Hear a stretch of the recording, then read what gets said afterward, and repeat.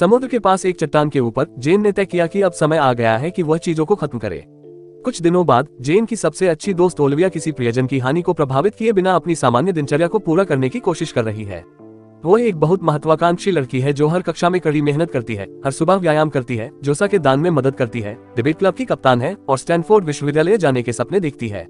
College के आवेदनों को लेकर चिंता करने और अपने दुख से निपटने के लिए बिना ब्रेक के बहुत अधिक काम करने के कॉम्बो के कारण होने वाला तनाव उस पर भारी पड़ना शुरू हो गया है, खासकर जब से उसने अपने पड़ोसी इजी से कुछ समय से बात नहीं की है। इजी जेन और ओलिविया की सबसे अच्छी दोस्त हुआ करती थी, लेकिन महीनों पहले उसने खुद को अन्य दो से दूर करना शुरू कर दिया, जिसका अर्थ है कि ओलिविया को जेन की मौत की खबर अकेले संभालनी थी। स्कूल में ओलिविया कमजोर के रूप में दिखने से इनकार करती है और अन्य छात्रों द्वारा उसके बारे में की जाने वाली फुसफुसाहटों को अनदेखा करना पसंद करती है। वह यह स्वीकार नहीं करना चाहती कि वे उसे जितना प्रभावित करती हैं उससे अधिक उसे प्रभावित करती हैं। एक दोपहर ओलिविया काउंसलर बिलिंग्स के पास यह पूछने के लिए जाती है कि स्टैनफोर्ड द्वारा प्रतिवर्ष उसके स्कूल से केवल 2 छात्रों को ही क्यों चुना जाता है, जिसके लिए बिलिंग्स बताते हैं कि यह केवल एक औसत है और इसे गंभीरता से नहीं लिया जाना चाहिए। वह ओलिविया के बारे में चिंतित है और कैसे वह इसके बारे में इतना जुनूनी है कि वह पिछले वर्षों की स्वीकृति दरों को देखने तक चली गई, लेकिन ओलिविया को लगता है कि यह सब खेल का हिस्सा है। कुछ समय बाद ओलिविया क्षेत्रीय चैंपियनशिप में एक और जीत के माध्यम से डिबेट क्लब का मार्गदर्शन करती है। श्री रिचर्डसन को अपने क्लब के कप्तान पर बहुत गर्व है और ओलिविया को कैमिली से मिलवाने का मौका लेते हैं, एक छात्र जो अभी अभी उनके स्कूल में स्थानांतरित हुआ है और क्लब में शामिल होगा। ओलिविया नए लोगों से निपटने के मूड में नहीं है, लेकिन टीम की खातिर स्वागत करने का दिखावा करती है।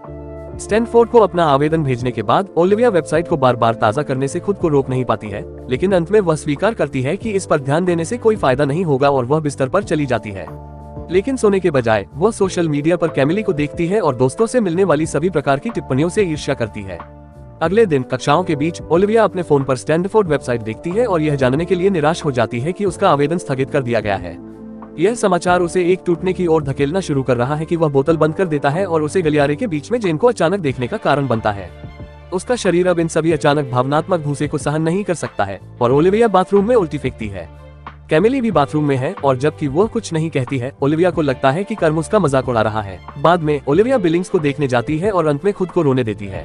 बिलिंग्स नहीं चाहते कि ओलिविया इसे दुनिया के अंत के रूप में समझे और उसे अपने रैक के लिए मार्गदर्शन करना चाहती है, लेकिन जैसे ही वह स्टैनफोर्ड के प्रशासन बोर्ड को एक व्यक्तिगत अपील भेजने की संभावना का उल्लेख करती है, ओलिविया उसे अपने अगले कदम के रूप में लेती है और छोड़ देता है।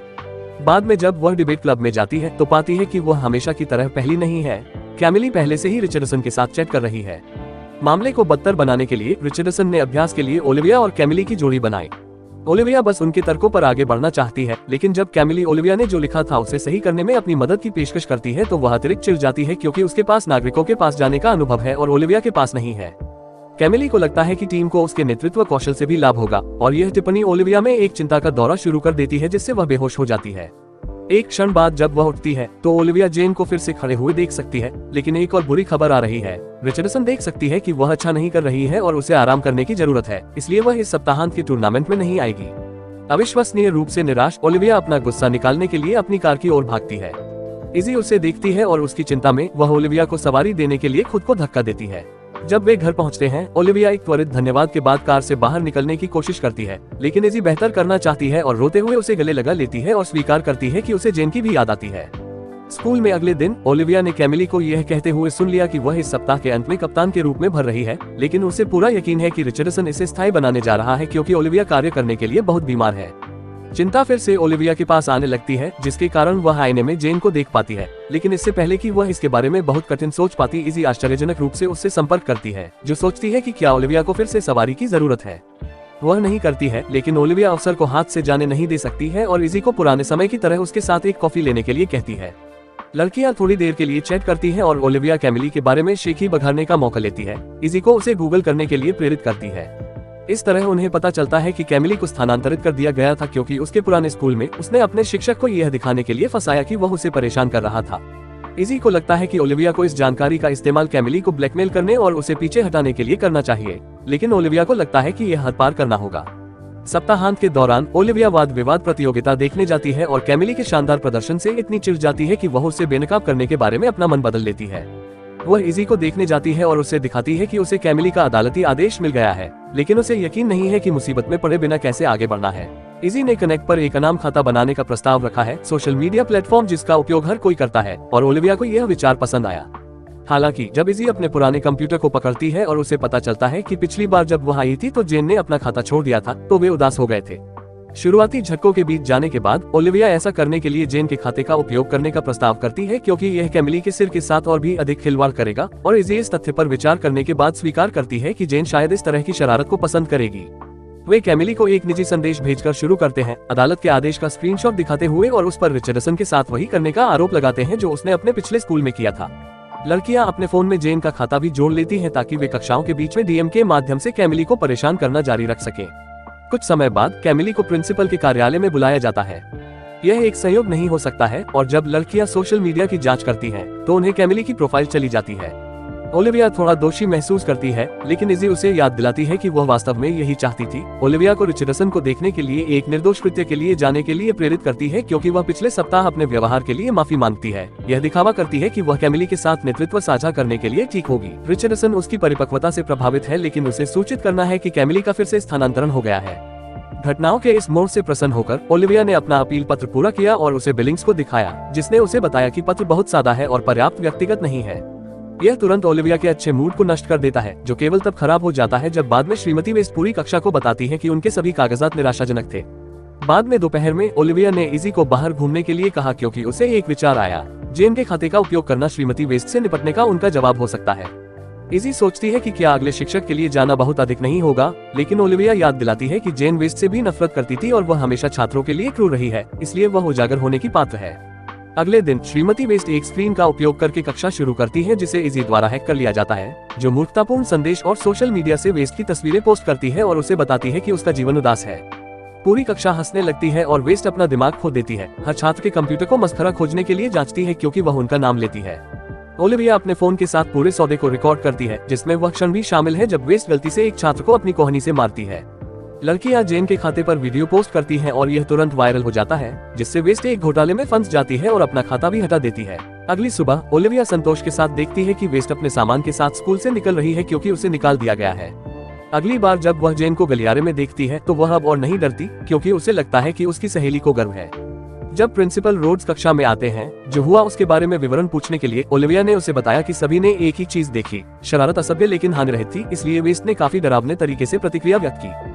बाद में ओलिविया और इजी को पता चलता है कि जेन के अकाउंट के फॉलोअर्स की संख्या बहुत बढ़ गई है, जिससे जेन बहुत खुश होती। इतनी शक्ति का विचार अविश्वसनीय रूप से प्राणपोषक है, और लड़कियां जेन के खाते का उपयोग करने का निर्णय लेती हैं ताकि वे उन चीजों के बारे में पोस्ट कर सके जो वे हर दिन स्कूल में देखती हैं। अपने मृत दोस्त के भूत का उपयोग करके यादृच्छिक छात्रों को शर्मिंदा करना और साइबर धमकाना।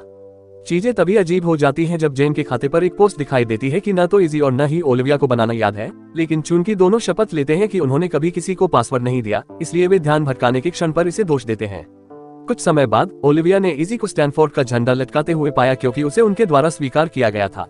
इजी को बुरा लगता है कि वह अंदर आ सकती थी, लेकिन ओलिविया नहीं आई। लेकिन ओलिविया कसम खाती है कि यह ठीक है। जैसे ही इजी चला जाता है, हालांकि ओलिविया रोना शुरू कर देती है और देखती है कि जेन झंडे को नीचे खींचने के लिए दिखाई दे रही है। ओलिविया तुरंत इसे वापस रखती है, लेकिन यह क्षण उसके दिमाग से नहीं निकल सकता है, और जब अगली बहस प्रतियोगिता आती है तो वह अच्छा प्रदर्शन करने के लिए बहुत उत्सुक होती है और वे हार जाती है। शाम को इजी शराब की बोतल के साथ ओलिविया से मिलने जाता है।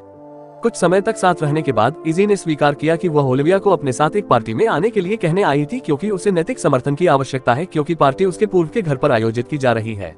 कुछ हिचकिचाहट के बाद ओलिविया स्वीकार करती है, और जैसे ही वे वहां पहुंचती हैं, वे नोटिस करती है कि इजी का एक्स पहले ही आगे बढ़ चुका है और जोसा के साथ छेड़खानी कर रहा है, जिसे हर कोई सोचता है कि वह अच्छाई का अवतार है। इजी सहमत नहीं है। वो सोचती है कि जोसा हमेशा सभी के साथ छेड़खानी करती है, जिसमें ले लिए गए लड़के भी शामिल हैं, और उसे गुप्त रूप से एक लत की समस्या है। जब जोसा ओलिविया को हाय कहने की कोशिश करती है तो इजी को जलन होती है और ओलिविया को उसके बारे में शेखी बघारने के लिए बाथरूम में घसीटने से पहले उसे बेरहमी से दूर भेज देती है। इजी को यह विचार पसंद आया और उसने जंक को जूस की एक बोतल में डाल दिया, जिसे वह नकली माफी के साथ जोसा के पास लाती है। उसे पीने के लिए टोस्ट का प्रस्ताव देती है। जूस जोसा को ढीला छोड़ देता है और पागलों की तरह सबके साथ नाचने देता है। जब लड़कियां आखिरकार एक ब्रेक लेती हैं, तो ओलिविया इजी के सामने स्वीकार करती है कि वह महीनों में सबसे खुश है, और इजी कुछ समय के लिए ओलिविया और जेन से बचने के लिए माफी मांगती है। वे दोनों फिर से दोस्त बनकर खुश हैं, लेकिन यह प्यारा सा क्षण बाधित हो जाता है जब जोसा जूस के प्रति बुरी तरह से प्रतिक्रिया करता है और बेहोश हो जाता है। चिंतित भीड़ के बीच ओलिविया कसम खाती है कि वह जेन को यह सब रिकॉर्ड करते हुए देख सकती है। कुछ घंटे बाद ओलिविया का फोन सूचनाओं के साथ फट गया, क्योंकि जेन के खाते पर जोसा के पास आउट होने का वीडियो वायरल हो रहा था। ओलिविया और इजी दोनों शपथ लेते हैं कि उन्होंने इसे पोस्ट नहीं किया। वास्तव में दोनों में से किसी को भी इसे रिकॉर्ड करना याद नहीं है। ओलिविया को लगता है कि जब तक यह खत्म नहीं हो जाता तब तक उन्हें और पोस्ट नहीं करनी चाहिए, लेकिन इजी ने काफी कुछ किया और जेन की प्रोफाइल हटा दी। जब ओलिविया घर लौटती है तो वह अपने माता पिता की चिंता को अनदेखा करती है और अपने कमरे में भाग जाती है, जहां वह जेन को अपने कंप्यूटर पर काम करते हुए देख सकती है। अगली सुबह इजी और ओलिविया ने देखा कि किसी ने किसी तरह जेन के खाते को फिर से सक्रिय कर दिया है। वे यह भी सीखते हैं कि स्कूल में कोई भी यह नहीं मानता है कि जोसा के पे में कुछ था। उन्हें लगता है कि उसने यह खुद के लिए किया था। इजी जेन के खाते को फिर से बंद करने की कोशिश करती है, लेकिन वह कितनी भी कोशिश कर ले वह वापस आता रहता है। इस प्रकार ओलिविया उसे इसे अनदेखा करने और उनकी कहानियों पर काम करने के लिए कहती है ताकि वे मेल खा सके। जब रोज ओलिविया को कुछ सवालों के लिए अपने कार्यालय आने के लिए कहती है तो वह कसम खाती है कि उसने पार्टी में कुछ भी अजीब नहीं देखा और उसने मरने के बाद से जेन के खाते से बातचीत नहीं की। एक झूठ जिसे जेन ने कार्यालय में आने के लिए प्रोत्साहित किया उससे गोपनीयता के लिए पूछ रहा है। रास्ते में ओलिविया ने रोड्स को फोन पर एक कंप्यूटर विशेषज्ञ से बात करते हुए सुना। उनसे जेन के खाते के पीछे आईपी पते प्राप्त करने के लिए कहा। यह सोचकर हो सकता है कि आखिर में उसे नीचे गिरा दिया जाए। ओलिविया आंसू बहाती हुई इमारत से बाहर भागती है और बाहर निकलने से पहले वह जेन का चेहरा बाहर के हर व्यक्ति को देखने से नहीं रोक पाती। इजी उसे ढूंढती है और उसे ठीक होने में मदद करने के लिए अपने घर ले जाती है। फिर ओलिविया उसे आईपी हंट के बारे में बताने का मौका लेती है, जो इजी को यह सोचने के लिए प्रेरित करती है कि उन्हें स्कैंडल को कम रखने के लिए साफ आना चाहिए। ओलिविया मना कर देती है क्योंकि वह सोचती है कि साफ आने से वह स्टैंडफोर्ड में अपनी संभावना खो देगी और एक विचार के साथ आती है। वह एक वीपीएन साइट के साथ राउटर की जांच करने के लिए इजी के पिता के कार्यालय जाती है, केवल स्टैंडफोर्ड मर्च का एक गुच्छा खोजने के लिए, जो उसे आश्चर्यचकित करता है अगर इजी को सही लोगों को जानने के लिए धन्यवाद मिला। जब इजी उसे ढूंढती है तो ओलिविया की चिढ़ उसे झूठ बोलती है और उसे बताती है कि चिंता की कोई बात नहीं है क्योंकि उसने पुष्टि की है कि उसके माता पिता एक वीपीएन सेवा का उपयोग करते हैं, इसलिए उनके आईपी सुरक्षित हैं। अगले दिन ओलिविया कॉफी के लिए जाने का फैसला करती है और कैमिली से मिलती है, जो क्लब की बैठकों के दौरान अपने रवैये के लिए माफी मांगने के लिए एक पल चाहती है। जब उसका तबादला हुआ तो वह अच्छी मानसिक स्थिति में नहीं थी क्योंकि उसके पिछले स्कूल में एक शिक्षक ने उसे परेशान किया था, लेकिन संकाय ने इसे पूरी तरह से ढक दिया और इसे उसकी गलती के रूप में देखा। अपराध बोध अचानक ओलिविया को अभिभूत कर देता है और उसे जेन को फिर से देखने देता है, इसलिए वह बाथरूम में छिपने के लिए दौड़ती है ताकि ब्रेकडाउन हो जाए क्योंकि वह अब जेन को अपने प्रतिबिंब में देखती है, जिससे वह गुस्से में आईना तोड़ देती है। जब वह घर लौटती है ओलिविया जेन के खाते पर किए गए सभी पोस्ट हटा देती है, जबकि जेन उसे देखती है। अगले दिन इजी ओलिविया के पास यह कहने के लिए जाती है कि जोसा स्टैंडफोर्ड में आ गई है, जिससे उसे आश्चर्य होता है कि क्या ओलिविया ने जानबूझकर पार्टी की चाल नहीं चली। ओलिविया ने कसम खाई कि उसने ऐसा नहीं किया और इजी के चले जाने के बाद वह रोड्स को एक ईमेल लिखने के लिए अपना कंप्यूटर निकालती है जिसमें कहा गया है कि इजी जेन के खाते के पीछे है। हालांकि वह इसे भेजने के लिए खुद को नहीं ला पाती है और विचार छोड़ देती है।